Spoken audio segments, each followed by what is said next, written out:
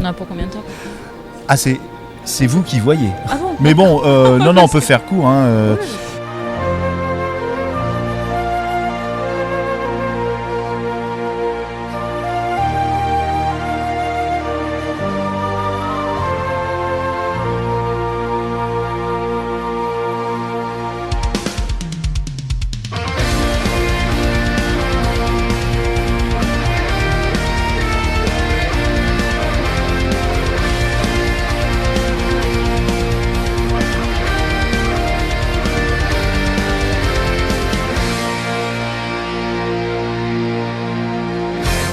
Oui, alors, oh là là, cher auditeurice, on est direct. Oui, on est direct dans le truc. Alors, dans la série, donc vous en avez écouté plusieurs déjà, dont des tables rondes, des interviews. Et aujourd'hui, on est dimanche matin, c'est pas encore la folie. Et je suis sur le stand de Nemos avec Nathalie Veil. Madame Nemos, on peut dire. Alors déjà, c'est une déclaration d'amour pour la maison d'édition. Excusez-moi, monsieur Nemos, c'est pas du tout une tentative indécente avec un micro, ce serait très déloyal. Mais c'est terrible. Je montrerai la photo de ma bibliothèque, mais elle est embellie grâce à Nemos. Et puis les auteurs aussi, parce qu'il n'y a pas que des beaux livres, aussi du poche, il y a de tout ça. C'est une maison d'édition indépendante et qui publie plus de 30 livres par an. Oui, 35 à peu 35, près. Et qui a une magnifique histoire. Alors ça fait du bien en ce moment où on a des gros coups au cœur quand on voit ActuSF qui s'en va. Et ça fait du bien de parler des maisons qui vivent et qui évoluent. Oui, on essaye. Ouais. Donc vous êtes combien déjà ? Alors, on est une équipe de toute façon. Hein. On est deux essentiellement, mon mari et moi. On est entouré après d'éditeurs. On a quelqu'un qui s'occupe de la communication, relations libraires, et puis c'est les auteurs aussi avant tout. Oui, voilà, c'est avant tout les auteurs, bien sûr. Mais c'est vrai que moi j'aime beaucoup parler aux auteurs, mais j'aime toute la chaîne du livre, tous les gens qui en vivent, qui vivent d'eux, oui, voilà. et que vous nous faites vivre aussi. N'est rien sans ses auteurs. C'est ça. Donc, voilà, donc les auteurs. Et puis on a aussi des personnes qui s'occupent, alors qui sont pour nous en freelance, on va dire, sur tout ce qui est aide correction, maquette. Oui, c'est un métier que j'ai pas encore. Faudra que je rencontre ce genre de personnes qui peuvent être traducteurs, correcteurs. Ils font un peu de tout. Ils ont multicasquettes. Voilà. C'est les mêmes depuis longtemps. Hein. On travaille avec souvent les mêmes personnes parce qu'on aime bien, ça se passe très bien. Et puis dans notre cas aussi, puisqu'on est une maison d'édition en librairie, on a la diffusion et la distribution qui est quand même obligatoire, une phase parce qu'on trouve essentielle partout. Pour avoir les livres en librairie. Donc c'est un peu tous les intervenants. Eh ben on les salue tous. Voilà. On va pas les nommer tous un par un, mais on les salue tous pour leur travail et qui aboutit à ce superbe stand où on a plein de choses. Il n'y a pas tout, hein. On ne peut pas tout amener parce que vous êtes toute seule avec vos petits bras. Là oui, et puis même il faudrait plusieurs tables, donc on se concentre plutôt sur les nouveautés et puis les choses de l'année, quoi. Avant de parler de l'histoire de Nemos qui est fascinante et un petit peu de son fonctionnement et sa place dans l'environnement culturel et économique, faut quand même pas l'oublier parce qu'il faut de ça. C'est quoi les deux grandes nouveautés sans vexer personne parce qu'il y a plusieurs collections en fait. Oui, on a plusieurs collections. Après, les plus récentes et celles qui vont sortir, je dirais même la semaine prochaine ou que j'ai là en avant-première sur le stand. Là, alors en avant-première, ce sera Oriane Velten qui sort un nouveau roman qui s'appelle Simca. Oriane, elle avait publié son premier roman en 2021. Elle avait eu le prix des Utopiales à ce moment-là pour After. On a une jeune autrice qui était là hier, qui s'appelle Ina Ciel. Alors là, c'est plutôt dans notre collection Young Adult, donc qui vient de publier son premier roman, qui s'appelle Emblème. C'est un tome 1, il y aura le tome 2 l'année prochaine. Et puis dans les récents, on a l'Humanité Femme. Alors ça aussi, c'est je le prends en même temps pour de Johanna Russ. C'est une autrice indispensable à avoir lu, qui a vraiment... Préface de Stéphanie Nico d'ailleurs. Ouais. Donc ça sort tout la semaine prochaine en gros. Ah, d'accord, et puis on a des nouveautés récentes. Il faut me le rajouter alors. ça vous dérange pas. Bon, et bien d'autres qui sont sortis il n'y a pas longtemps, mais voilà, ça c'est ceux qui vont Parce arriver. Que Mnemos, vous avez du classique, des ressorties pas intégrales, mais sur des thèmes avec beaucoup, des beaux livres.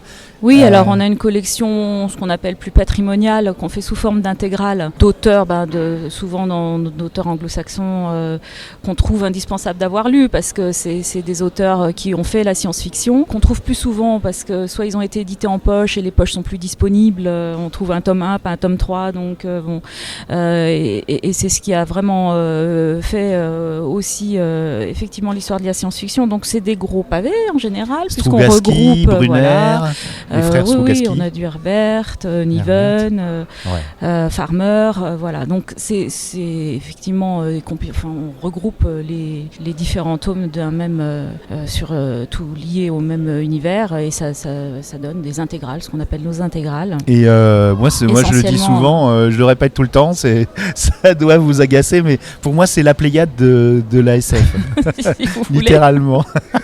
En tout cas, ils sont magnifiques. Faites attention, ou pas. Et on va parler maintenant de Mnemos, l'histoire de Mnemos qui remonte à plus d'une trentaine d'années. Bientôt, on va fêter effectivement les 30 ans dans 2 ans. Donc Mnemos, ça a démarré d'abord du jeu de rôle où il y avait, c'était un groupe d'amis, créateurs de jeux de rôle. 92. 92 même, voilà. Ouais. Donc ça a un peu commencé comme ça par les jeux de rôle. Et après, ça a été des auteurs de jeux de rôle qui ont voulu vraiment, qui voulaient se lancer dans le roman, et qui ont choisi de faire des romans dans leurs univers de jeux de rôle. Ça a commencé comme ça, et puis ça a continué parce que on était un peu au départ, on a commencé à faire du poche directement. On était un peu à contre-courant là. Vous avez commencé par le poche. Je sais pas. En tout cas, c'était un peu au feeling. Oui. Donc, on a commencé par du poche. Peut-être par humilité aussi, parce que les romans issus de jeux de rôle, c'était sous licence ou c'était des originaux ? Non, c'était des jeux de rôle développés par nos créations de jeux de rôle voilà, à l'époque. Voilà. Mais y a eu ça, il y a eu d'autres auteurs qui sont arrivés aussi, eux, avec vraiment, pas forcément sur des jeux de rôle, mais des romans inédits qui nous ont proposés. Et puis c'est parti comme ça. Après, on se lançait dans le milieu du livre, alors que c'est pas le même que le jeu de rôle, c'est pas les mêmes canaux de distribution. Donc on a commencé comme ça, en faisant des poches, en faisant nous-mêmes la distribution, la diffusion. Vous étiez déjà professionnel à fond, déjà à l'époque du jeu de rôle, ou vous faisiez ça en plus d'autres travaux ? Non, le jeu de rôle, c'était déjà une activité qu'on avait, à temps plein. Avec une société pratiquement à temps complet. Et puis les livres sont arrivés comme ça, et puis ça a progressé. On a on a été différentes équipes sur 30 ans de maison, plusieurs personnes qui ont fait Mnemos, bien sûr. On n'a pas été tout seul à faire Mnemos. Et puis maintenant, on a évolué aussi en fonction du marché, bien sûr. On a une période où on faisait pas mal de traductions. On a quand même, notre ADN, c'est quand même vraiment les Français, et on a été lancé par la fantaisie francophone en fait, qui à l'époque n'était pas très très présente, donc on a vraiment trouvé notre créneau dans ce domaine-là, ce qui est resté et ce qui reste encore ce qu'on fait, puisqu'on lance des nouveaux auteurs chaque année. Et puis ça évolue.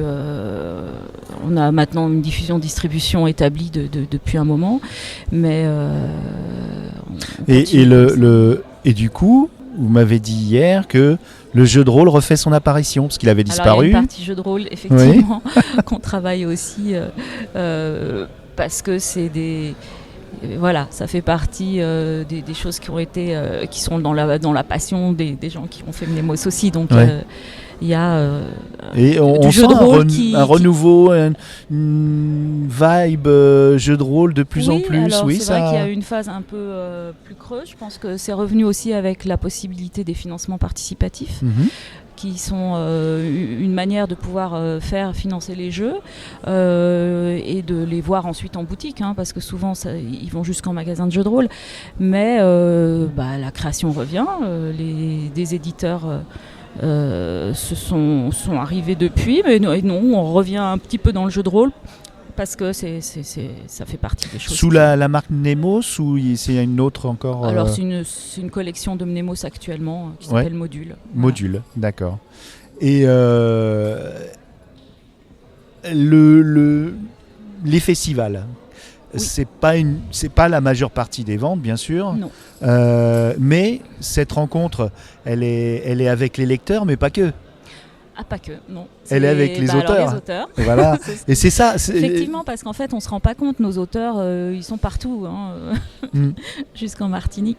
Donc, en fait, nos auteurs, on les voit forcément en visio, mais pour les voir physiquement, et sans se donner des rendez-vous et faire venir exprès nous, on est quand même en village, on n'est pas à côté non plus. Oui, parce que vous avez commencé à Paris. Oui. Parce que à l'époque, fallait tous les services d'édition étaient à Paris, mais oui, à l'époque, quand on a commencé, on était encore dans. Il fallait faire les films pour l'impression. Il fallait des métiers qui n'existent plus. On envoyait en Cernam Cernam, le mot qui va parler aux très anciens. Je sais pas si ça existe encore. Non, je crois qu'ils c'était UPS avant. C'était en train. La Cernam, c'était le service colis de la SNCF. On pouvait envoyer nos films aux imprimeurs par train le soir, voyager la nuit pour arriver le lendemain. C'est fou. On envoyait des disques, des CD. Il n'y avait pas des floppy disques. Il n'y avait pas les PDF pour faire pour envoyer. Donc tout ça a changé effectivement énormément. Plus tout ce qui a pu se développer par Internet. Donc voilà, maintenant on peut être un petit peu plus à la campagne. Et donc nos auteurs, on les rencontre sur les festivals. Et donc ça permet d'être présent avec eux en salon, même s'ils peuvent être invités de toute façon seuls par les festivals. Mais nous, on aime bien aussi avoir un stand, les avoir avec nous, les voir, leur faire rencontrer les autres auteurs, tout le monde un peu aussi du milieu. Et puis on rencontre... les autres éditeurs aussi. Oui, alors le rapport avec les autres éditeurs, comment ça se passe ? C'est pas la proximité parce qu'on est à côté pendant 48 heures. Très bien. 20 heures de. En tout cas, en imaginaire, on se connaît tous. En imaginaire, vous connaissez tous ? Oui. C'est un petit milieu. Faites des petits repas le samedi soir. Bah voilà, hier on a mangé. C'est cool. À plusieurs. Donc non, à chaque fois c'est très sympa les salons pour ça parce qu'on peut se retrouver et ça se passe toujours. Dans une bonne ambiance et on est content de sortir un peu du bureau. Oui, c'est vrai. Parce qu'il y a un côté solitaire dans ce métier. Alors, malgré tout. Il y a un côté solitaire, même si on est en contact beaucoup avec tout le temps. Moi, je dirais mail et visio, mais c'est plus que on est dans notre rythme qui est quand même assez intense de production, de tout. C'est des grosses journées. La chaîne du livre, c'est des grosses journées. Donc le salon, c'est un petit temps un peu plus où on se pose un peu. Ouais, finalement, on se pose. Il y a la mise en place qui est un petit peu pénible, la logistique, mais sinon on se pose. On décroche quand même. On décroche. Salon, j'arrive le téléphone, il est sur le côté. J'arrive carrément. Je n'ai pas ouvert l'ordinateur là, du week-end. Ouais. Et j'arrive à décrocher parce qu'on voit d'autres gens, il y a la musique. Oui, la musique, au début ça va, là, j'ai pas mis de fond sonore, c'est offert par le festival. Et puis les lecteurs, et moi je trouve que c'est vraiment de discuter avec les gens, de les voir venir, de les voir comment, ce qu'ils vont regarder, l'effet des couvertures, le retour quoi. C'est très éclectique d'ailleurs. On n'a pas de librairie, on n'est pas libraire, donc on n'a pas ce retour terrain. Il y a ça aussi, ce fameux fantasme de l'éditeur libraire dont parle Jérôme Vincent dans son témoignage dans le C'est plus que de l'ASF de Loïc Chéry. Et vous avez d'ailleurs eu des épisodes de C'est plus de l'ASF consacrés à Mnemos. Il me semble qu'il a parlé pas mal. Il a eu Michael Rock. Des auteurs, oui. Il y a eu il y a pu avoir des mais choses spécifiquement, pas forcément. Mais je pense qu'il aime beaucoup Mnemos. Donc, effectivement, Jérôme Vincent disait que oui, c'était un fantasme de l'éditeur d'avoir sa librairie. C'est pas trop le nôtre en fait. Peut-être une boutique de jeux de rôle, ça aurait été bien. Non, mais la librairie, c'est un autre métier, je pense. Mais c'est autre chose. Quand il faut s'entourer de gens compétents, il faut aussi un lieu, il faut un tas de choses. Donc voilà, pour l'instant, ça ne fait pas partie de nos développements futurs. Bien sûr. Parce qu'on a déjà de quoi faire dans ce qu'on veut faire au niveau de l'édition. Donc, ça complète le festival, parce que là, c'est un endroit de partage, de rencontres, surtout quand dans les librairies spécialisées. Et là, je pense que c'est là où on prend un peu le pouls du truc, quoi. Mais votre rapport avec les libraires, du coup, comme vous avez un diffuseur, vous n'êtes pas un peu éloigné, les libraires ? Il y a effectivement, après, on les a. Alors, on a des contacts directs avec les libraires, soit quand on va les voir en librairie, soit par mail certains. Donc oui. Ils vous sollicitent. Oui, et puis il y en a avec qui on a des échanges parce que des fois il faut dépanner de quelque chose quand on organise des dédicaces ou des choses comme ça. Donc de toute façon, on a des contacts. Après, c'est pas avec tout le monde et c'est pas par rapport au nombre de librairies évidemment que c'est compliqué. Mais oui, on a des contacts. Mais on parle pas forcément, c'est pas de demander ce que pensent les lecteurs, c'est varié en salon. Ça permet quand même d'avoir sur 2 jours. Oui, c'est vraiment les salons un peu plus de discussion, puis c'est sympa en général d'échanger. Et donc là, comme je disais, c'est très éclectique, même au niveau des illustrations. Vous, on voit que il y a beaucoup d'illustrateurs différents, il n'y a pas une ligne éditoriale d'images. Comment vous travaillez avec les illustratrices, bien sûr. Et c'est avant tout le livre, donc ça va dépendre du texte. Enfin, quand on c'est l'acte d'achat aussi. Oui, mais avant tout, c'est déjà d'avoir une couverture qui correspond à l'univers du livre, donc de savoir ce qu'on veut en dire par la couverture. Et puis je pense qu'esthétiquement, c'est quelque chose qu'on aime, ça. Par contre, vraiment travailler les couvertures. Dans la décision, qui c'est madame ou monsieur c'est comment ça se passe Alors, c'est plutôt monsieur. C'est monsieur qui est plus sur l'esthétique des couvertures, d'accord. Après, les briefs sont faits. On demande toujours l'avis de l'auteur aussi, c'est-à-dire qu'on ne sort pas une couverture sans que l'auteur soit pas. Vous sollicitez plusieurs illustrateurs ou un illustrateur sur plusieurs projets ? En général, on a une idée, c'est-à-dire que quand on voit avec l'éditeur du livre, l'auteur, et puis nous dans les illustrateurs qu'on a ou dans ce qu'on voit comme image, on se dit ce style ça irait bien, et là on va chercher. Soit c'est quelqu'un qu'on connaît, une illustratrice, un illustrateur qu'on connaît, sinon ça arrive souvent qu'on les contacte, ça peut être un peu partout, pas uniquement en France, et puis on leur dit ce style correspondrait tout à fait, et puis on part sur un brief, et après il y a en général une étape de croquis, de préparation, bien sûr. Et puis mise en couleur après, et on peut faire retoucher s'il y a besoin. Et finalement, en général, ça se passe bien. Je dois dire que. Oui, parce qu'il y a l'illustration pour les livres un peu plus souples, mais il y a aussi pour les intégrales, notamment là, c'est la maquette. Parfois plus graphique sur les intégrales. C'est superbe, franchement. Oh là, je crois le son monte. Le son monte. Et est-ce qu'il y a une question que j'ai oublié de vous poser ? Ça, c'est la question piège de fin d'interview. Je ne sais pas, non. C'est gentil, mais je suis sûr que j'en ai plein, mais bon, tant pis. Pas grave, plein d'autres choses à aborder. Je reviendrai sur un autre salon. Non, dire aussi, je pense qu'effectivement, le marché de l'imaginaire, c'est beaucoup d'éditeurs. C'est des éditeurs qui arrivent aussi quand même sur le marché, on est quand même nombreux. Oui, il y a beaucoup de livres. Il y a de l'auto-édition, il y a de l'indépendant, il y a beaucoup d'éditeurs indépendants. On voit bien que c'est aussi une remise en question quand même régulière, je pense, je dirais, pour tenir et pour continuer. C'est pas un stress, j'espère quand même. C'est pas un stress, mais on est obligé de faire attention à ce qui se passe autour de nous. Il y a des courants qui arrivent, alors on ne va pas tout changer pour se dire on va faire telle chose. On n'est pas dans la réaction tout de suite. Non, il faut tenir son cap et tout en le maintenant l'affirmer, parce que du coup c'est de Par exemple, garder... les intégrales, là, c'est venu de quelle réflexion quand ça fait combien d'années? Ça fait pas si longtemps que ça? Ouais, ça doit, je sais plus, mais ça doit faire presque au moins 7-8 ans. Ah, quand même. Ouais, d'accord. Les premières, oui. Et c'est venu justement des mouvements il y a plein d'anciens auteurs qu'on trouve plus.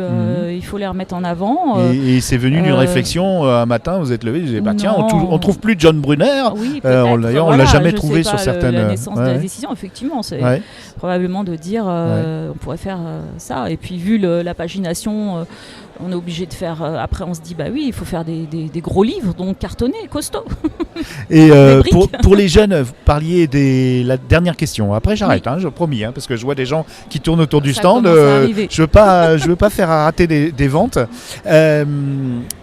Les nouveaux auteurs, donc vous faites ce travail-là, vous allez les chercher. Maintenant que Nemo c'est quand même bien installé, puis il vous propose les manuscrits. Oui, alors c'est vrai qu'on reçoit beaucoup de manuscrits, que pour l'instant on avait un peu fermé la réception des manuscrits parce qu'on peut pas tout lire, c'est impossible. Ça demande de faire des choix forcément. Donc les auteurs, on a déjà tous nos auteurs, tous nos auteurs autrices à suivre, et donc même si eux ont un rythme complètement différent, et c'est vraiment en fonction de ce qu'ils font à côté. Oui, par exemple, Michael Rock, il n'est pas que chez vous. Non, et voilà, il y en a qui vont avoir un roman à un moment donné, ou quelque chose qui correspondra effectivement à Mnemos. Des fois, c'est pas pour nous. C'est ça. Donc déjà, nos auteurs et nos autrices, ça fait déjà le fond, je dirais. Après, on arrive sur une année, on a 2-3 nouveaux auteurs, et là... 2-3, c'est beaucoup quand même déjà. À lancer, oui, c'est déjà beaucoup. C'est beaucoup. Même. Donc là, effectivement, c'est soit sur manuscrit, parce que des choses qu'on a eues, ou alors qu'on nous propose... parce que ça peut arriver en salon, d'ailleurs. Ah oui, d'accord. Des rencontres. Et effectivement, sur manuscrit, oui. Bravo.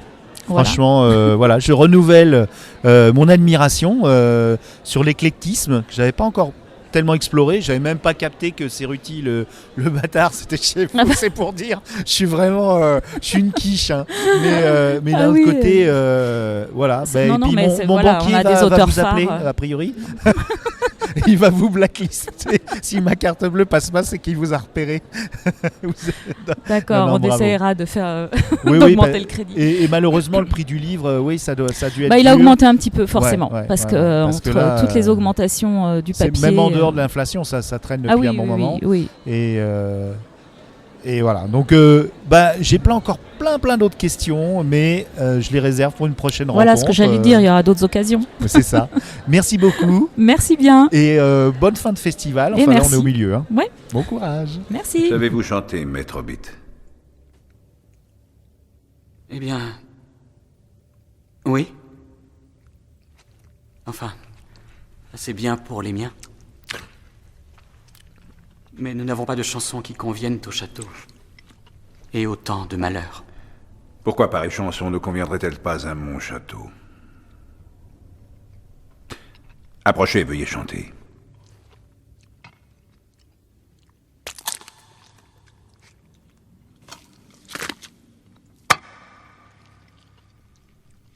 La maison est derrière, le monde est devant. Nombreux sentiers ainsi je prends, à travers l'ombre, jusqu'à la fin de la nuit, jusqu'à la dernière étoile qui luit. Brumes et nuages, noyés dans l'obscurité, tout va se mêler. Oh, tout va.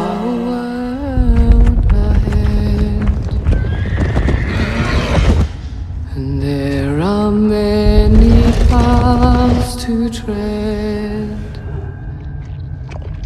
through shadow, to the edge of night, the stars are all alight. Mist and shadow, cloud and shade.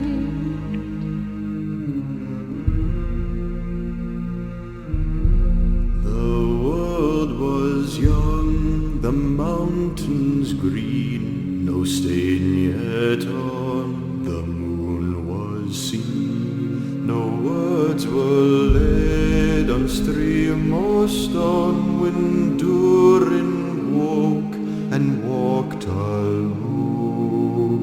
He named the nameless hills and dells. He drank from yet untasted wells. He stooped and looked in Mirror and saw a crown of stars appear as gems upon a silver thread above the shadows of his head. The world was fair, the mountains tall, in elder days before the fall of mighty kings in Argo throned and Gondolin, who now beyond the western seas that passed away, the world was fair in Durin's day.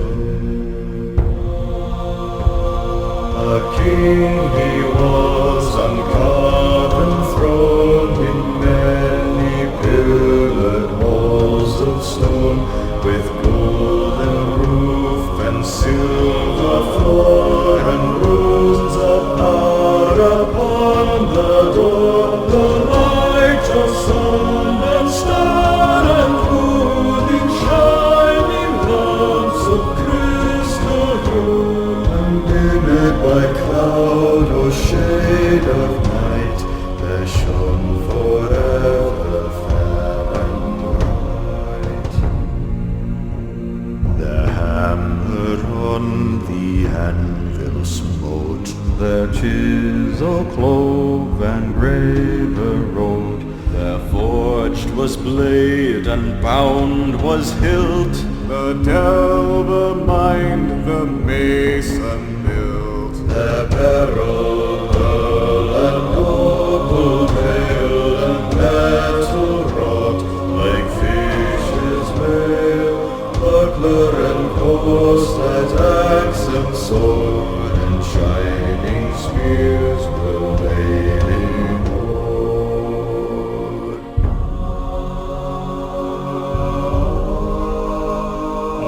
Unwearied then were Durin's folk, beneath the mountains' music walk. The harper's harps, the minstrels sang, and at the gates the trumpets rang. The world is grey, the mountains old, the forges fire is ashen cold. No harp is rung, no hammer falls, the darkness dwells in Durin's halls. The shadow lies upon his tomb, Moria in casa doom, but still the sunken stars appear in dark and endless Mirror. Their lies is crowned in water deep, till Durin wakes again from sleep. Galaxy Pop, la culture jusqu'au bout des ondes.